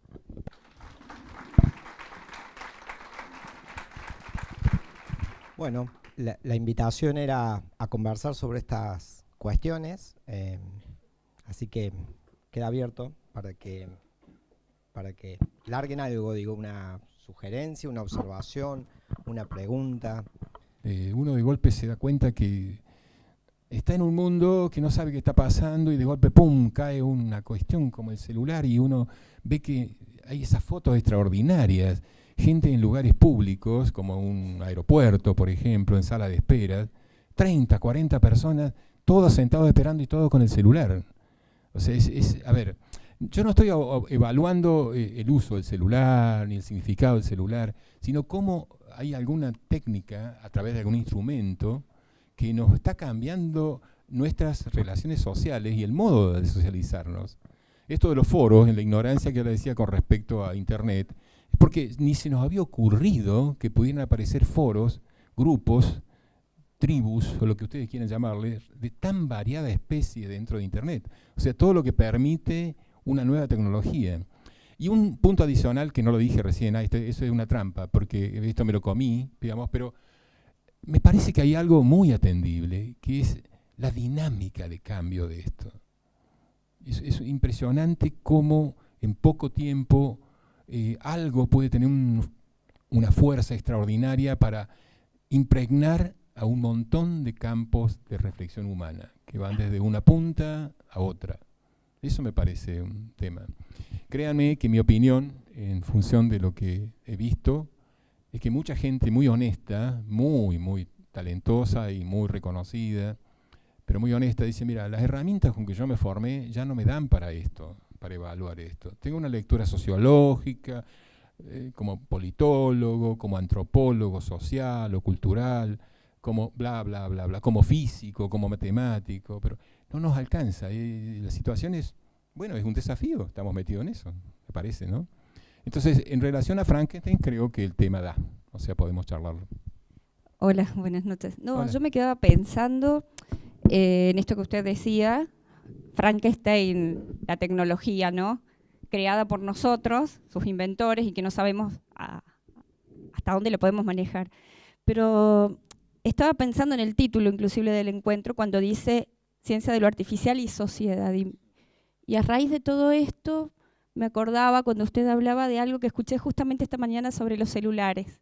Y decía, los celulares y los iPod que han salido ayer, que los han largado y demás, cada vez se usan menos como celulares. O sea, el celular ya no se usa como teléfono. El celular es una pantalla. Ya no es teléfono. Si uno ve en cualquier lugar uno con el celular, lo está mirando, rara vez uno está hablando, lo tiene en el oído. Entonces yo decía, sí, la tecnología es Frankenstein, pero también, y nosotros, ¿no seremos también un poco algo de Frankenstein, no? Porque no sabemos en qué nos estamos convirtiendo. Usted daba el ejemplo recién, esto de que la tecnología está llegando a manipular cuestiones a nivel genoma y de ADN y demás. O sea, nosotros también entonces, por esta inculcación y esta penetración de la tecnología, no solamente en lo externo, sino también ya a nivel biológico, somos un Frankenstein, ¿no? Mirándolo desde otro lado. Se me ocurre, a partir de lo que estamos hablando y reflexiones así sobre que vamos teniendo, ¿no? Está muy buena la observación. En el libro Mériès justamente hace referencia a esa confusión, que no es una confusión, que se plantea en la novela de Mary Shelley de quién es Frankenstein, ¿no? Porque si uno pregunta, le dice a cualquiera, dibújame a Frankenstein, ¿a quién dibujan?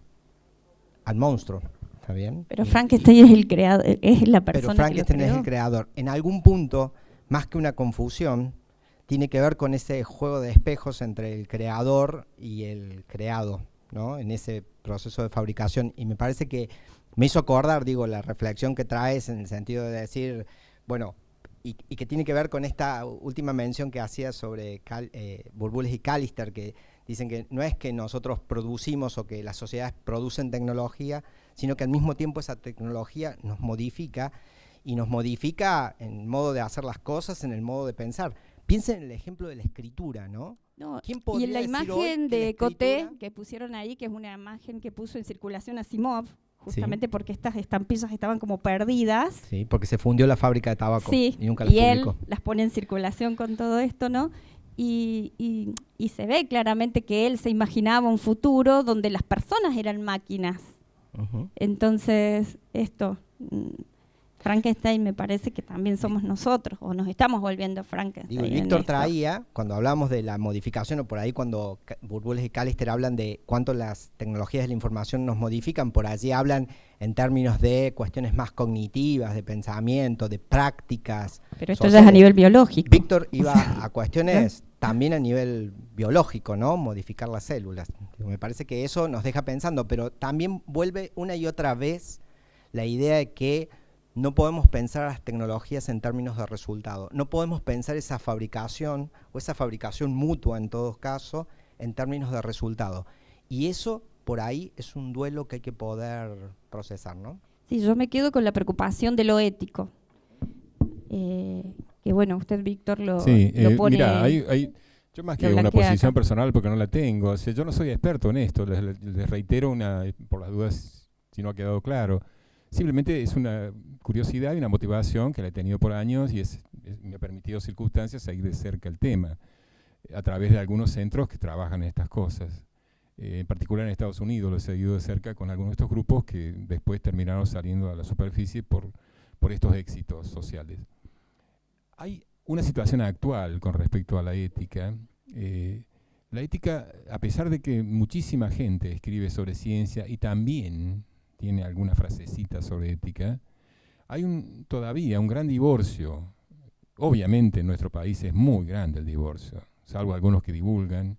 Acá no tenemos más de una docena de personas, y me estoy exagerando un poco, formados en ética bien, como para ver cuáles son las corrientes de pensamiento respecto de los valores humanos frente a algo. Si a eso lo cruzás con los expertos en ciencia, el grupo es mucho menor.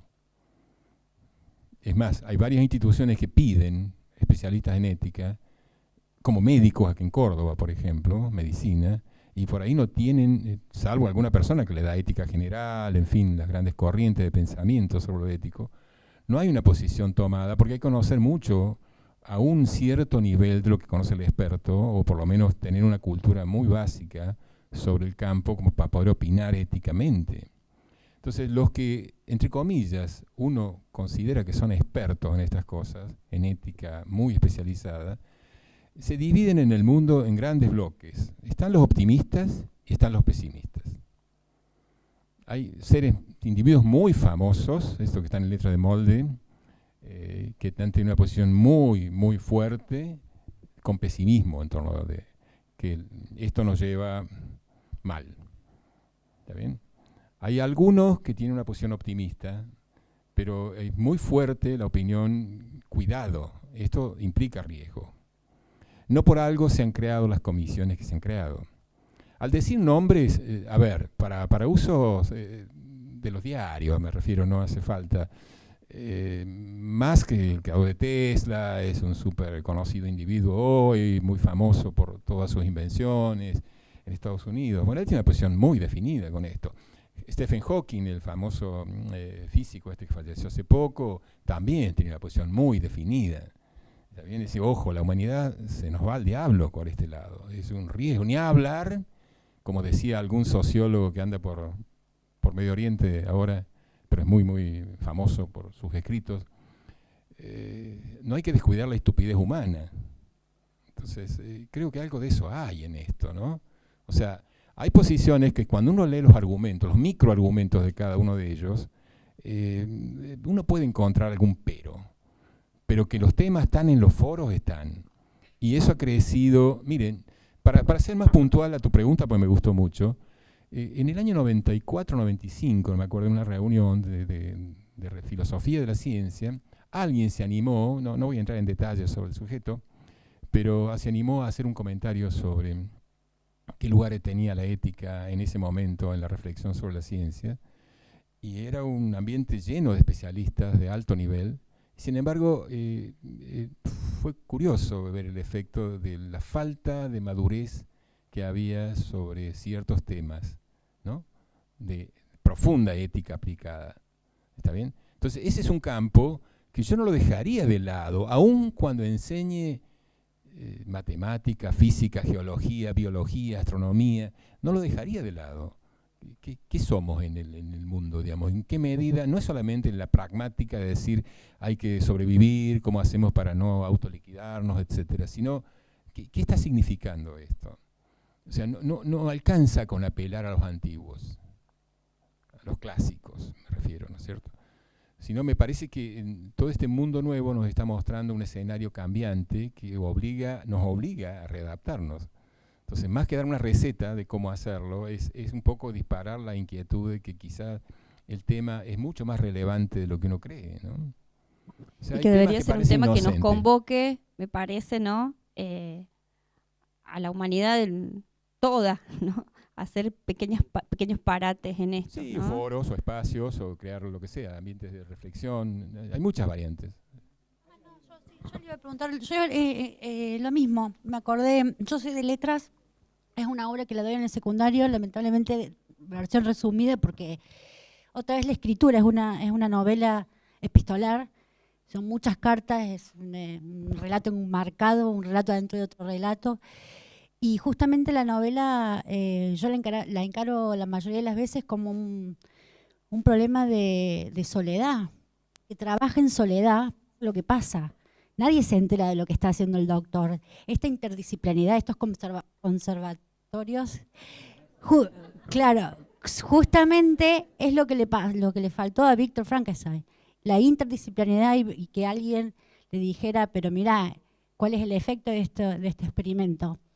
Además de todo el tráfico de cadáveres que plantea la novela, por los pedazos y esos restos de la sociedad con los que trabaja el doctor.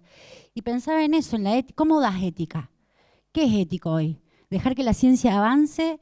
Porque yo también me veo beneficiada. Mi vieja ahora ve, qué sé yo, y cada vez la ciencia a los de la tercera edad tiene más posibilidades, ¿no? Pero al mismo tiempo sabemos menos que los más chicos.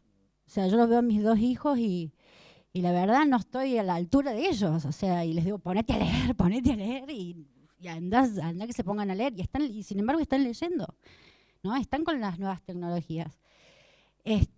Sí, todos somos Frankenstein, pero la pregunta es, ¿dónde vamos a buscar la ética? Hoy escuchaba, como la chica, me quedó prendido, aparte de lo de la maestra, lo que pasó en el cuerpo, que pensaba, esta novela es mucho con el cuerpo, lo pone al cuerpo, pensaba en el Mocase, en la tarea de... Hay otra alternativa. Frankenstein, el monstruo, la criatura, le pide una hembra al doctor, ¿no? Y fantasea con venir a América, 1818. ¿Por qué en América? Porque no se sabía nada. ¿Qué había? Porque no es que no había nada, es decir, como dijo Sarmiento, acá había otra cosa que era la nada. Y acá está el Mocase que nos está diciendo que los indios de Santiago del Estero están luchando no solamente por la tierra, sino que están luchando por otro estilo de vida. No me llegué a enterar qué es ese estilo de vida, pero puedo imaginar que es un respeto hacia el otro, ¿no? Y como americanos creo que tenemos que ver ese pasado y empezar a ver la ética, pero en la manera de pensar otras culturas no tan invasivas, ¿no? Como que la ciencia se llevó puesta a la ética y nosotros como educadores no sabemos dónde ir a buscarla, ¿no? Porque tampoco bajar línea en el aula no se puede, pero como cultura me parece que nos tenemos que acercar. Por ejemplo, en Córdoba cada vez se festeja más el día solar en vez de la Navidad, se festeja el nacimiento de las culturas nuestras, cuando lo festejan en las fechas de la Pachamama, ¿no? Hacerlo en julio. Darle otro sentido y arraigarnos más, me parece, por ahí, me hablas de ética y yo pienso ahí en eso, porque yo no soy católica, no tuvo una formación católica, estoy casada con un inglés que nunca tuvo formación católica. O sea, ¿dónde voy a buscar la ética?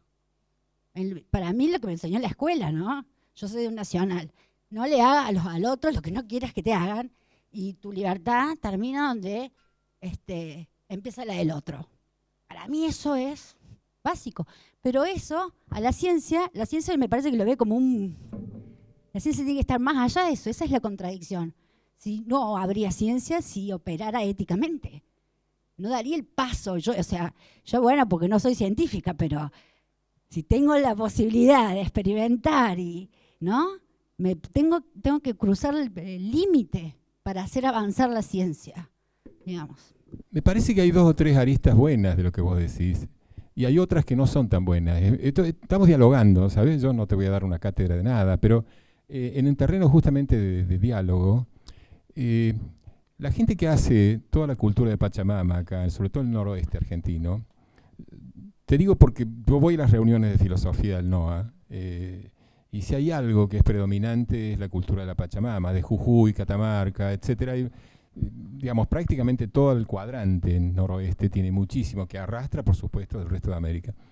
Pero cuando se usa la palabra ciencia, muchas veces la usa como un sustantivo, y eso la cosifica mucho. Entonces le echan la culpa a favor o en contra de cosas que no siempre tienen que ver con la ciencia. Hay cuestiones que, a ver, si vos sos una persona curiosa, vos vas a indagar. Por ahí sos consciente de tus indagaciones, por ahí no. O sea, eso pasa en muchísimos campos. O sea, es cierto que hay instituciones que están fosilizadas en una actitud, yo diría, fuertemente miope en cuanto a los valores culturales de hacer una práctica científica, artística, ojo, no es solamente ciencia, hay muchas instituciones que hacen lo que hacen porque les gusta, porque lo que sea. Y no siempre hay una reflexión interna sobre qué diablo significa esto en la sociedad en que vivimos. Ese es el título de la reunión esta, convocante para esta cosa. O sea, ¿qué pasa con lo artificial en la sociedad en que vivimos? Pero eso no son temas que sean livianos ni fáciles, porque de alguna manera vos podés respetar la cultura de la Pachamama y no por eso no te va a resultar fuerte que a lo mejor un procedimiento artificial invadiendo tu cuerpo, ya que usaste la palabra, produzca algo nefasto. Entonces, no hace falta ir a los grandes valores de la ética del mundo, entre comillas, si existieran. Existe un multiculturalismo respecto de los valores éticos. Hay una sociedad, perdón, pero es un chisme un poquito más técnico. Hay una sociedad que pretende, es una unión de sociedades, que pretende abarcar a todas las uniones internacionales grandes, de matemáticos, de físicos, de astrónomos, de biólogos. Hay una unión que se llama ICSU, la sigla, que es un Consejo Internacional de Sociedades Científicas. La ICSU pretendió sacar un decálogo de virtudes de qué es lo que era hacer ciencia. Entonces apareció por muchos lados, pero sobre todo con algunos voceros muy buenos, ojo con las culturas regionales. Yo no tengo por qué quedar anclado en esa imagen. Bueno, esta gente se vio en la obligación de revisar su panfleto, porque había que darle lugar a culturas pesadas, no solamente a la invasión de un lugar por alguna empresa que produce ciertos fármacos a través de vegetales, etcétera. Yo no quiero mencionar los casos en detalle, pero ese es el trasfondo de lo que había. Sino que resulta que uno tiene culturas muy grandes que han tenido otras tradiciones. Anécdota absolutamente personal. Yo me acuerdo una vez en China, en Beijing, en una reunión de filosofía de la ciencia, el orgullo de los chinos de Beijing y en una universidad que es muy buena, muy buena del Asia, el orgullo de ellos era llevarnos a un centro de acupuntura a los individuos que andábamos afuera. Porque dice, ¿por qué en Occidente no ven el valor de la acupuntura? Bueno, esos son valores. ¿Está bien? Entonces vos podés decir, bueno, esto porque tal cosa o por tal otra, o se vio en tal universidad. Hay mucho chisme sobre eso, pero no hacen al fondo lo que hacen esta gran variedad que hay respecto de cómo se vive en distintos lugares del mundo. ¿Está bien? Ahora, eso yo creo que lo que vos decís tiene una parte que a mí me gusta mucho, y es que quizá este individuo o grupo que logró hacer algo que incide sobre una célula para tomar la analogía con Frankenstein, de un cuerpo humano, a lo mejor está trabajando en una súper multinacional o en un grupo súper exquisito de una variante del genoma, etcétera, que claro, probablemente la van a usar mucho más los países que tienen acceso a eso, pero esa es otra preocupación, es otra temática. Si uno mete todo junto, corre el riesgo de no ver, separar la paja del trigo, digamos, ¿no? No ver en detalle cómo va cambiando la cuestión. El problema es sumamente complejo. La palabra compleja, tal como lo usó el que creó esta idea de la ciencia de lo artificial, es porque veía que la cuestión se iba escapando. Recién en la tercera edición del libro logra meter un capítulo en serio sobre la arquitectura de la complejidad y en qué medida eso está cambiando nuestra imagen de la ciencia. ¿Está bien? O sea, cuán complejo, sin entrar en teorías raras, sino cuán complejo es el tratamiento de algunos de esos temas, que pueden tener riqueza propia, concedido. Por ejemplo, ¿quién hubiera pensado que la ciencia podría ocuparse del diseño? El diseño se lo dejamos a arquitectos, a los ingenieros, al que diseña un puente. Bueno, hay toda una estrategia explícita para tratar de qué significa diseñar algo hoy. Y hay mucha teoría por detrás, hay muchas inferencias, hay muchos razonamientos, muchas conjeturas. ¿Está bien? Otra cosa que nos invade hoy, que uno no la mete con la técnica, pero por trampa que uno le hace, la simulación computacional. ¿Cuánto hay en nuestro mundo de cosas que aceptamos porque primero fueron simuladas, anduvieron más o menos bien, y después, bueno, como prácticamente eso funciona, uno lo aguanta? Entonces, eso no está en contra ni a favor de la Pachamama. ¿Me explico? Son dos puntos, desde mi punto de vista, ¿no? Son dos puntos que no necesariamente se van a tocar. Así como hay muchísimos científicos que tienen una creencia religiosa, de tipo A, de tipo B, de tipo C, etcétera, y no alcanzan las letras de nuestro alfabeto para la cantidad de variantes que hay en eso. Y yo decía, pero ¿cómo vos podés, cuando uno conoce algo, cómo vos podés pensar esto con tu código de valores o estas creencias y estás haciendo esto? Y bueno, esa disociación es muy humana. Es muy humana. Claro que a uno no le gusta estéticamente, pero es muy humana. Yo soy Gabriela, trabajo con personas ciegas y con baja visión. Soy maestra y también trabajo en el área de rehabilitación. Tengo una subespecialidad para trabajar en los periodos subagudos de las situaciones post-coma. Y en realidad a mí me llamó mucho la atención el título de esta jornada y he leído mucho al autor de Frankenstein, Educador.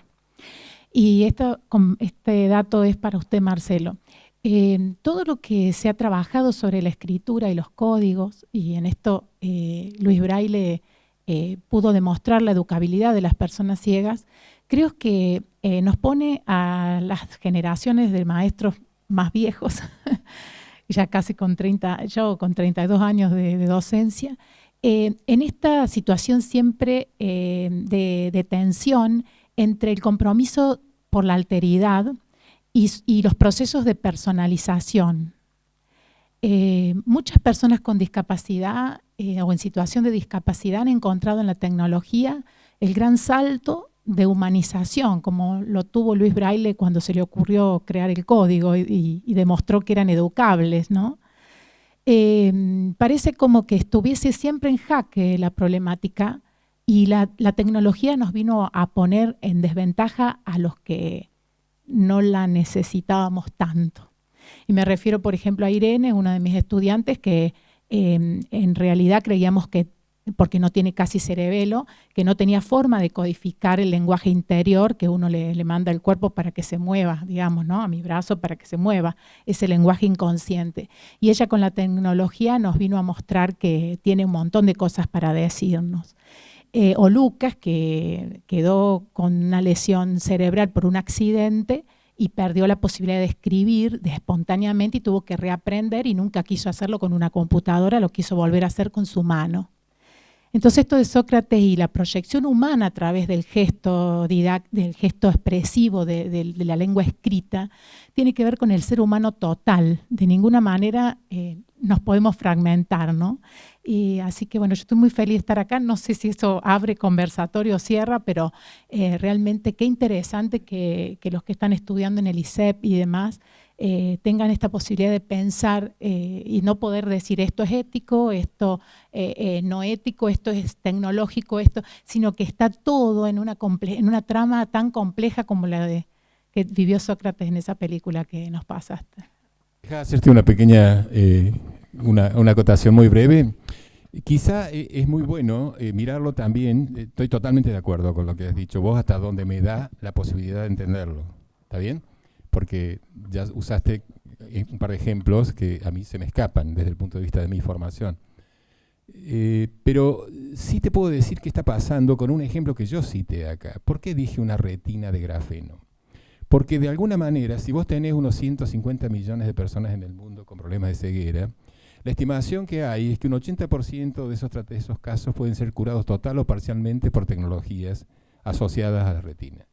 Entonces, esa es una mezcla del estado del arte, de la disciplina, que no hay que pretender ser todólogo. Es decir, uno dice, bueno, a ver, yo trabajo en esto y hoy llego hasta acá, no llego hasta allá. Entonces, no porque llego hasta acá no sirve, ¿está bien? Sin embargo, si uno mira el camino 1000 millas que se construye con un paso, ese paso se dio, ¿está bien? Entonces, esa es una cara que mucha gente la compra para decir, ven las posibilidades benéficas que tiene. Entonces, la ética es subliminal en el comentario. A lo mejor no sirve para el caso de un tumor cerebral o alguna de las conexiones que hay entre lo que sería el aparato nervioso de la retina para adentro, ¿de acuerdo? Pero eso no quita que en ciertos sectores eso anda, ¿está bien? Entonces, eso yo creo que es uno de los rostros que más confunde de la tecnología contemporánea. O sea, el caso de la ceguera a mí me llamó mucho la atención porque es un caso concreto, donde uno ve un resultado, a favor o en contra, digamos, aunque sea grosso modo, perdón por ser un especialista vos, pero ve o no ve, ¿está bien? ¿Por qué me gustó el ajedrez a mí? Además que me guste como juego a mí, pero ¿por qué me gustó? Porque hay un resultado concreto, ¿le gana o no le gana al otro?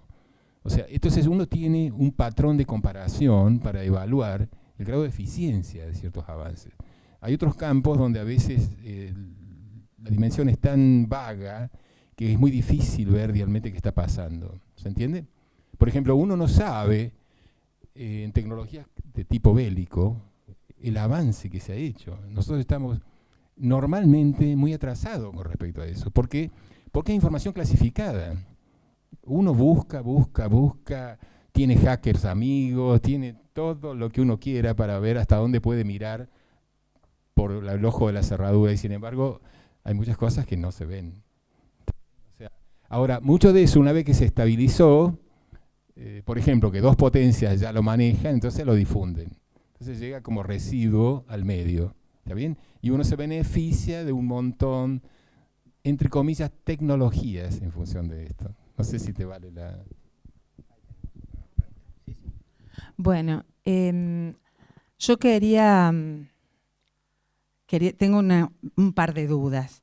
Esto del título que me invitó, que me conmovió para querer participar de este conversatorio, Ciencias de lo Artificial y Sociedad Nuevo Frankenstein. Pero esto de Nuevo Frankenstein, quienes somos conmovidos por Philippe Mérieux, Frankenstein todo el tiempo nos interpela como docentes en esto del diálogo sobre pedagogía. Y nos interpela porque realmente nos sentimos profesores, pero también nos sentimos monstruos. Y cuando generamos posibilidades para leer el texto a nuestros alumnos en nivel superior, muchas veces no entienden quién es Frankenstein. No muchas veces, yo diría que la mayoría. Como que todos dicen Frankenstein y hablan del profesor y hablan del alumno. O sea, más del profesor que del alumno, es como que va y viene. Y en esto surge, aunque no hablemos, aunque no figure en el título, el tema de la ética. Y yo creo que hay vocabularios o algunos vocablos que usamos todo el tiempo, que uno de ellos es la palabra interpelar. No sé si hacemos un conteo de cuántas veces hemos dicho la palabra interpelar. La ética creo que ha sido interpelada y debe ser interpelada continuamente, que es una forma de generar más posibilidades para llevar adelante los diálogos. Y la ética, a partir de cada interpelación que se realiza en las distintas épocas, se va transformando, porque el concepto de ética no es un concepto cerrado. Entonces, pensar en esto es tanto como abrir preguntas, y vos, Marcelo, planteabas, de generar y continuar preguntando, también lo planteaste, Víctor, esto de continuar interrogándonos y preguntas que generan siempre más preguntas. Y aquí yo quiero, la pregunta ahora, ¿qué relaciones podemos generar en esta ciencia de lo artificial a propósito de los límites de la ciencia, la tecnología y la educación, en relación puntual a ese texto que vos citaste, Marcelo, cuando hacías relación a la poiesis y a la práctica, y a la praxis? Esa es una pregunta.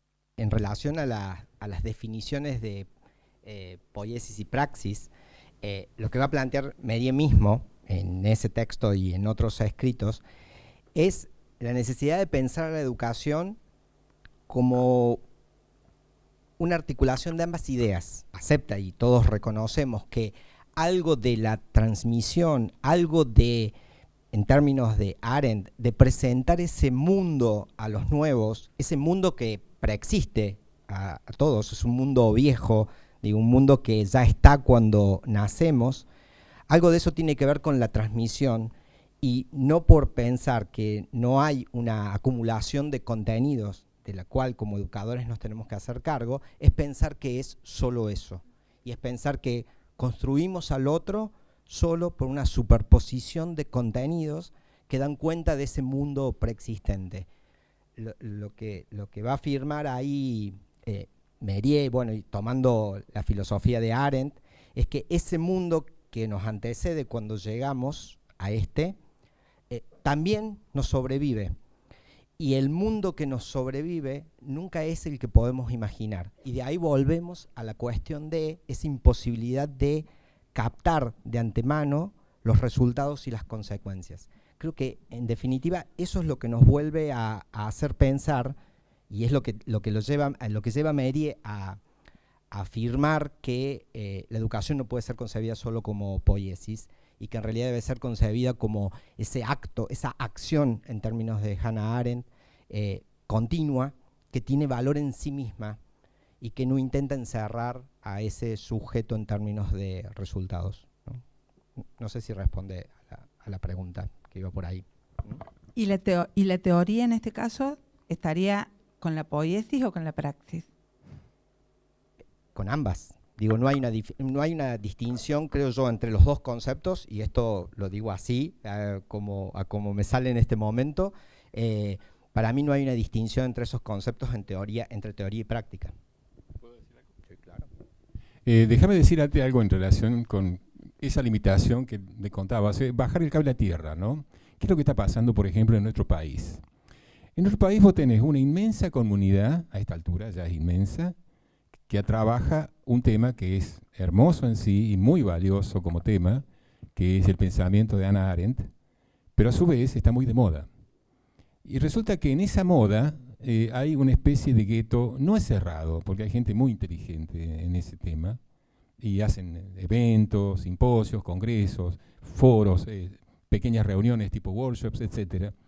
Pero está muy ligado a una tradición humanista que no siempre está cerca de la tradición científica.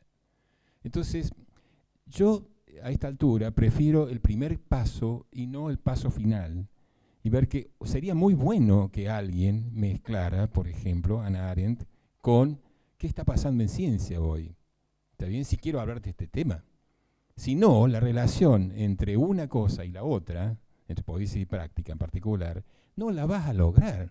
Porque lo que encontrás son discursos de un solo color, digamos, y a veces, no digo que sean lindos, feos, malos, buenos, etcétera, no. Simplemente yo tengo mucho respeto por esas tradiciones, y lo he visto en la Sociedad Argentina de Filosofía. Esa es mi impresión, ojo, no te estoy dando una cátedra de esto, pero es mi impresión de cómo lo veo yo al tema. Porque por ahí uno dice, pucha, qué lindo, cómo me encantaría escuchar algo de esto porque toca de cerca a un montón de temas. Mucho de eso está disfrazado, ¿sabes dónde? En un sector que también está de moda en el país, que es las relaciones de investigación-acción.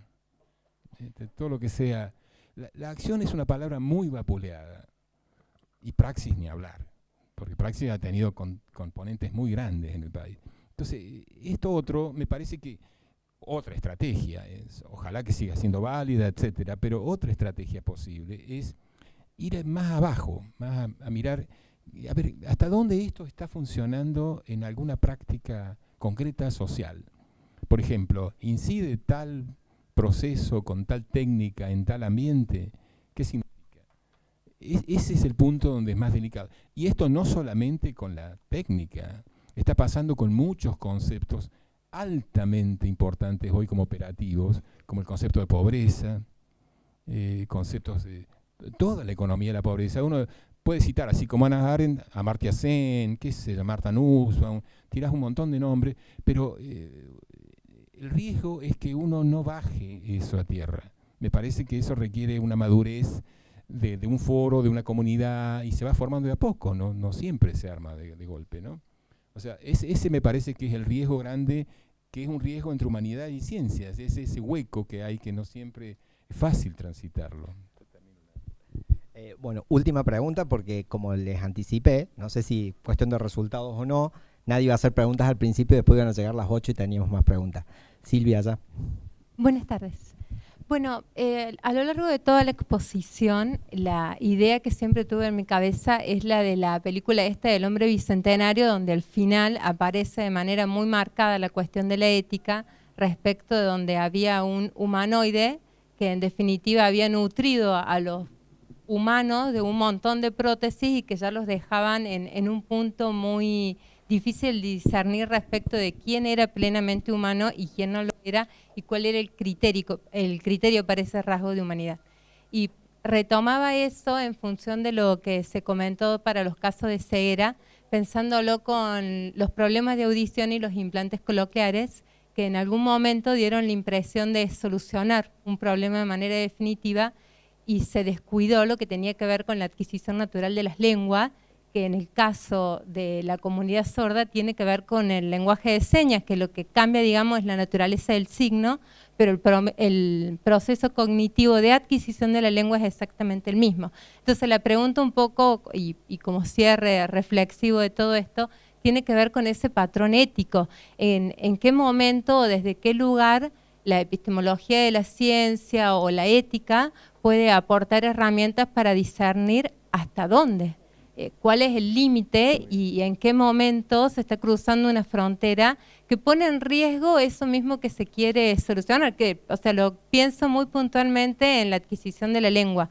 Cuando hay un implante y no se adquiere la lengua de señas, no se está adquiriendo el lenguaje. Para hacer el cierre y despedirlos e invitarlos a la próxima, me parece que eso vuelve a traer a la mesa una cuestión que ha sido central y ha estado acá dando vueltas, ¿no? Cuando yo traía la idea de este fatalismo, a favor o en contra, también pone eso, y ahí en el conversatorio, o conservatorio, como le quieran llamar, anterior, Eduardo Volovetsky hizo referencia en relación con este punto del fatalismo a un ejemplo que podría pensarse del otro lado del que estás trayendo y que tiene que ver con los trasplantes de corazón, ¿no? Y hacía referencia a lo que implicó en términos de resistencia y de cuestionamiento ético esa cosa de que hubiera una persona sobreviviendo con el corazón de otro. Estamos hablando de año 1967 para el primer trasplante de corazón en el mundo, 1968 para el primer trasplante de corazón en Argentina, y luego de eso 12 años hasta que ocurrió el segundo. Y la discusión en el medio no solamente abordó problemas de orden técnico que tenían que ver con las infecciones y los rechazos, sino también problemas de orden ético, donde esa persona con ese corazón era pensado prácticamente como un Frankenstein, ¿no? Y no estamos hablando de hace tanto tiempo, al menos para nuestra escala, digo, para los que estamos acá sentados y para la mayoría de nosotros. Digo, me parece que con el ejemplo, no era una pregunta en realidad, me parece que avanza como como en la línea de pensamiento que hemos querido abrir acá y de ningún modo cerrar, porque esa es la idea de los conversatorios. Me lo tengo que recordar, porque me van a hacer confundir. Y a propósito de eso, los vamos a invitar al próximo, digo porque tenemos uno más antes de la conferencia de Philippe Mériez, menos mal que tengo el teléfono acá porque si no, no tenía el dato a mano, que no lo voy a usar como teléfono, por supuesto. El próximo conversatorio, el título es Frankenstein versus Mériez. ¿Por qué en tiempos de la digitalización de la cultura es necesaria una pedagogía contra la fabricación? Esa es la pregunta para el próximo conversatorio. Lo van a trabajar aquí en la mesa Alejandra Virgin, que muchos de ustedes deben haberla leído alguna vez, pedagoga ella, y Adriana Fontana, que es la directora del ISEP, también trabajando en la Cátedra de Formación Docente de la Universidad de Buenos Aires con Alejandra Virgin. Entonces, quedan invitados para esa. Es el miércoles 26 de septiembre, en el mismo horario que este, y las inscripciones estarán abiertas en algún momento, la semana que viene, ¿sí? Y por supuesto todos invitados para la conferencia del 25 de octubre con Philippe Mériez. También se van a enterar de las inscripciones por el portal del ISEP. Muchísimas gracias por haber aceptado la invitación y buenas noches.